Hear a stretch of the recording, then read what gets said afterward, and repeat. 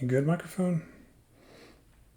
Pretty hot over there. Let's drop you down a little bit. Good. Hot mic. Right there. Hot mic.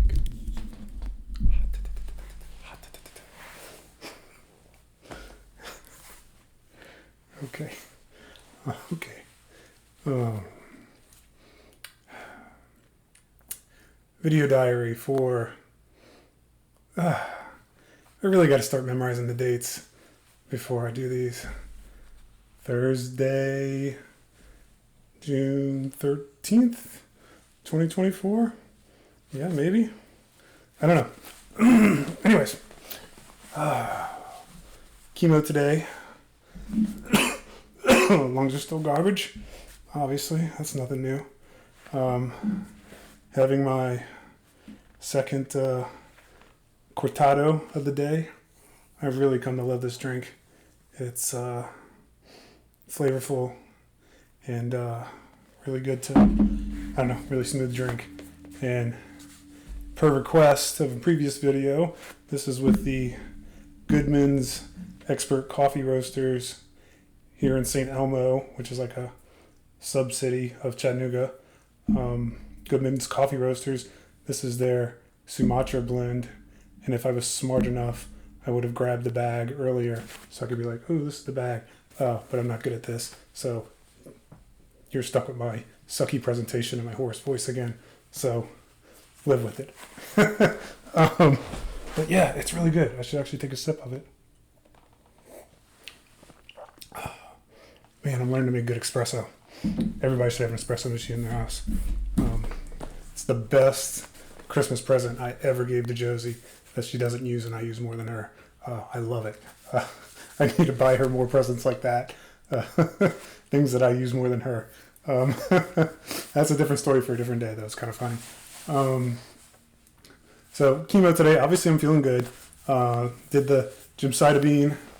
And, I got my... I don't know if you can see it, but a little thing from the port. And... did gemcitabine today. We've been having some frustrations with the lab for the clinical trial sponsor. So we did the lung biopsy, and the samples go up to wherever I said, Maryland, Boston, wherever the chemical company, pharmaceutical company, whoever's doing it, they run the lab test. And apparently, I spoke with Priska yesterday.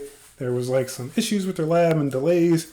They're running my sample and all this stuff. And basically, if they don't get good answers by tomorrow, Friday, Dr. McKean's going to make some calls next week and basically tell them to shit or get off the pot. That's kind of what it sounded like. It's like, hey, is my patient going to get on this, or do I need to start looking for something else? And so I spoke with Dr. Vardana today.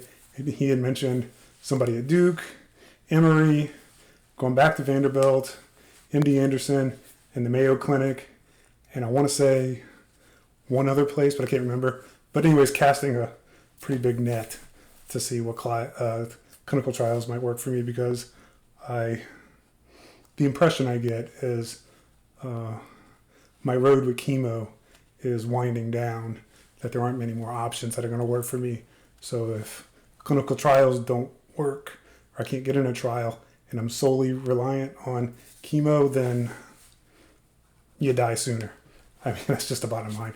You die faster instead of getting more time with a good clinical trial. So, kind of need that to work. I would like to make a lot more of these videos instead of a few of them. So anyways, that's that. What else?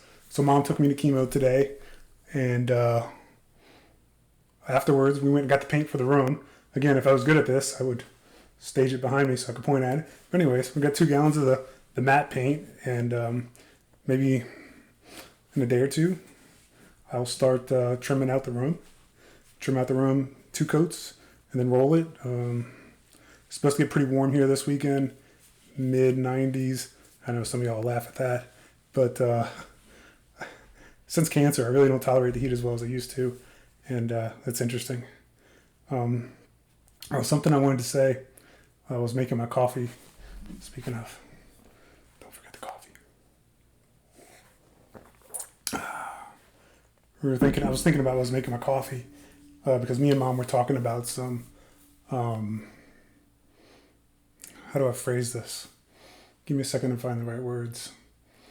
We were kind of talking about some reasons why certain people might isolate themselves from other people. And it's like sometimes you have to take a step back in life and realize, I'm at fault. This is the consequences of my actions. And that can be a really hard thing to do. That to admit that you screwed up. Like I did the wrong thing or I overreacted and that there's negative consequences to that. And I kind of relate that back to my life a little bit, like in two ways, and they both revolve around Cameron, of course. I've always struggled with what's my purpose in life, and the only answer I could come up with was him. He's been my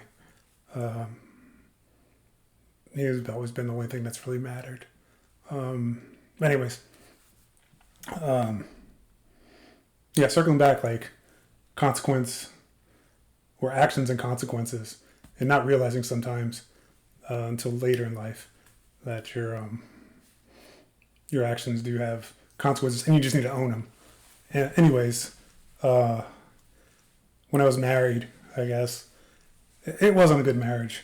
We were too young, too immature, too much ego on both ends, and probably just not compatible in general. I don't know how or why we forced it to work. I know I was a guy thinking with different part of my body when it came to my ex-wife, because despite what people might think about her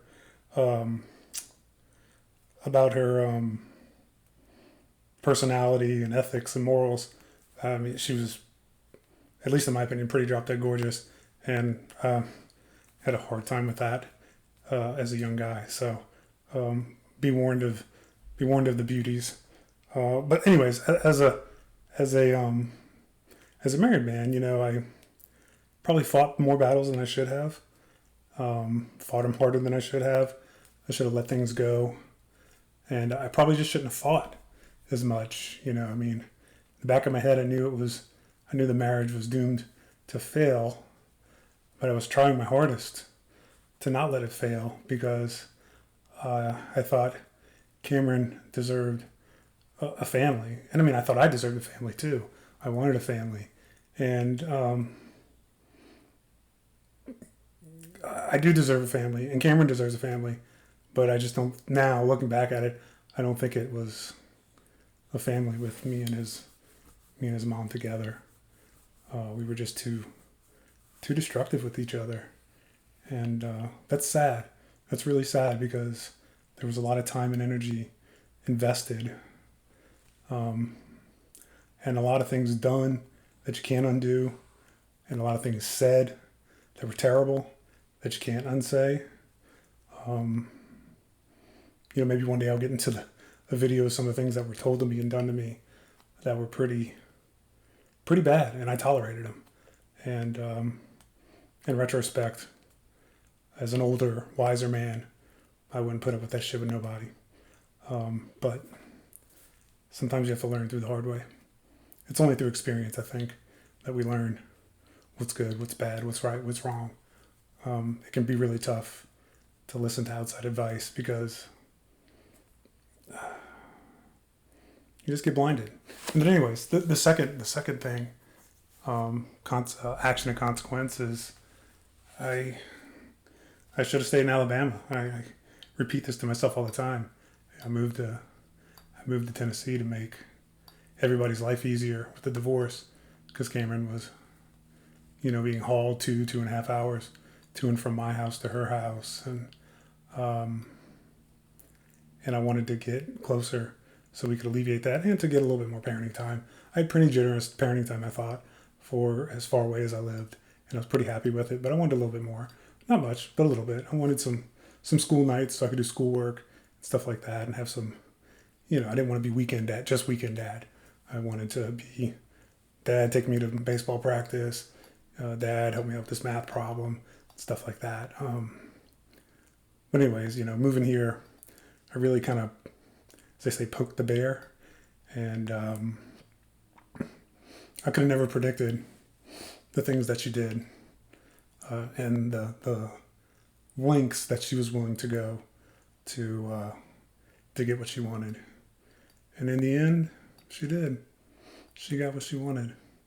And I got left with a whole lot of nothing. And it's sad. Life isn't like Hollywood. Sometimes oftentimes the bad guys win.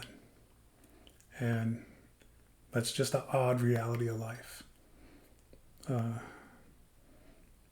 can I say? Anyways, let's end this video on a good note. Number one, I'm happy to say the garden is doing really well. I'll put a photo up. And then number two, I got sent a picture of the guys at the gym yesterday. And I'm just, more than working out, because let's see, let's flex. Oh, this is the smallest my arms have been in forever. I have no forearms. I have no definition. Oh, this is sad. This is so sad. It actually hurts to do this. But I got sent a picture last night of the guys at the gym, and I just miss them. I miss the gym banter. I miss the jokes, the laughs, probably more than the workouts. And I can't wait to get back at it, because the gym and the people, not just the gym, but my friends, not my gym friends. These people are more than gym friends. They are my friends. We just happen to have met at the gym. But my friends is really what makes it worthwhile. And I miss them all dearly. I wish I could see them every day, like I do when we're working out. So hopefully that's coming soon. Got radiation tomorrow. So I'll be sleepy in the afternoon. If I don't feel like trash, I'll make a short video. I thought this one was going to be short, but anyways, I think that's it for now. And talk to you later. Love you, Cam.